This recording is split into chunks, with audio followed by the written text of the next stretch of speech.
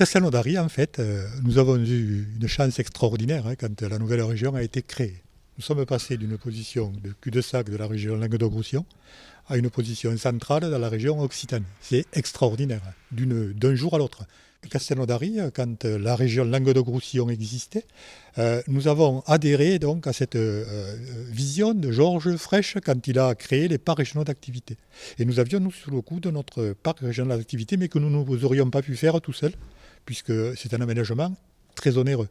Alors je sais que certains critiquent ces parcs, mais nous à Castelnaudary, nous avons tout à nous donc féliciter en fait de cette stratégie de mise en place par l'ancien président, hélas aujourd'hui disparu, qui fait que nous allons en recueillir les fruits dans quelques jours, puisque le vendredi 13 janvier, vendredi 13, on va inaugurer à Castelnaudary, poser la première pierre d'une centrale donc d'achat du groupe Leclerc qui s'appelle Socamil.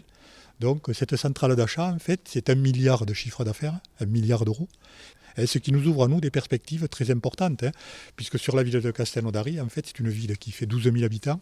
On a la chance d'avoir deux entreprises de premier ordre qui font les deux 1 milliard de chiffre d'affaires. Donc on a Socamil qui va arriver, qui va nous rejoindre, et on a Arteris, le groupe Arteris, donc, qui est une coopérative, qui est une des plus importantes de France, qui vient de racheter 2 coopératives donc, dans les Alpes de Haute-Provence, et qui aujourd'hui atteint le milliard de chiffre d'affaires. Voilà.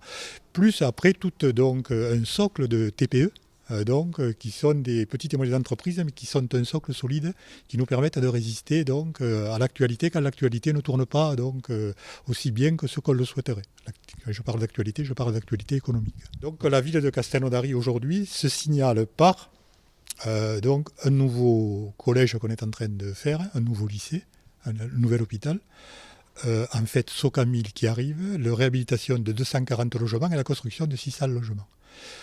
400 millions d'euros d'investissement sur les 3 ans qui viennent. 400 millions d'euros d'investissement. Et pratiquement tous les gros travaux ont déjà commencé. Ce qui nous ouvre à peu près 4 ans de travaux sur la ville de Castelnaudary et qui crée à peu près 3000 emplois. Pour faire 400 millions d'euros de travaux, il faut 3000 emplois. Voilà. Donc les perspectives pour nous de 3-4 ans sont excellentes.